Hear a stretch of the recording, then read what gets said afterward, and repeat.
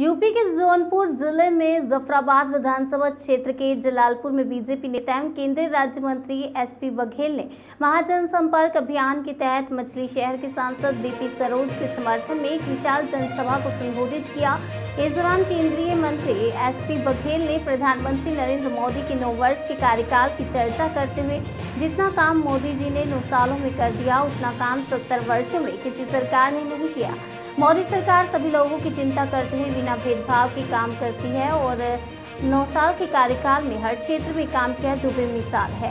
विपक्षी दलों को आड़े हाथों लेते हुए कहा कि सपा बसपा का गठबंधन अब की बार के चुनाव में नहीं है। 2019 के लोकसभा के आम चुनाव में सपा बसपा ने गठबंधन कर मोदी को रोकने का प्रयास किया था, लेकिन आप लोगों ने उन्हें सफल नहीं होने दिया और सभी कार्यकर्ताओं के बल पर ही मोदी द्वारा प्रधानमंत्री बने और यही कारण रहा कि यह गठबंधन 45 दिन भी नहीं चल पाई थी।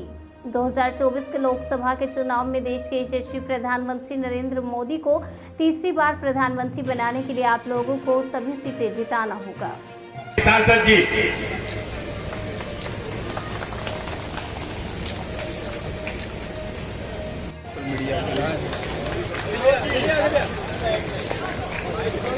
भारत माता की, भारत माता की, भारतीय जनता पार्टी। होता था कि मेरी पत्नी बेटी बहू बहन जो भी है अंधेरे में शौच के लिए गई थी तो बदमाशों ने उसके साथ बुरा काम किया। इसलिए हमारी दादी नानी सूर्योदय से पहले और सूर्यास्त के पास अंधेरे में जाया करती थी, जिसका बदमाशों ने फायदा उठाया।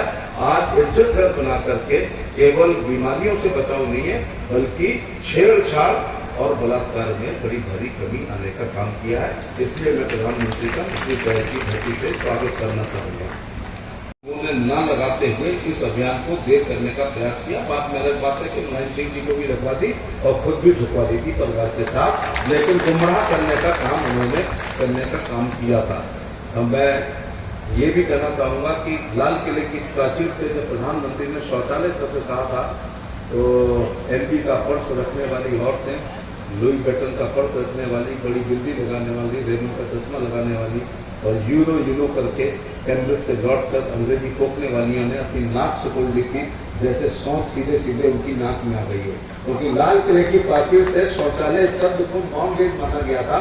इस देश में सड़क पर तो उन्होंने ऐसे दूर किया कि प्रधानमंत्री बनते जनधन योजना में 0 बैलेंस पर खाता खुलाया। उसके पीछे की प्रेरणा ये कि इस देश के एक इनोसेंट और इनकॉम्पिटेंट प्रधानमंत्री राजीव गांधी का एक बयान था। इनोसेंट इसलिए थे कि हृदय से बोल गए थे और इनकॉम्पिटेंट इसलिए थे कि उन्होंने समस्या का समाधान नहीं किया था। उन्होंने कहा था कि वो दिल्ली से 1 रुपया भेजते हैं और देश में गांव में 15 पैसे पहुंचता है। ये 85% पैसा रेडियो, वीडियो, सीडीओ, डीडीओ, प्रधान, जिला पंचायत सदस्य, ब्लॉक प्रमुख को हो सकता है MLA MP भी उसमें शामिल रहे हों।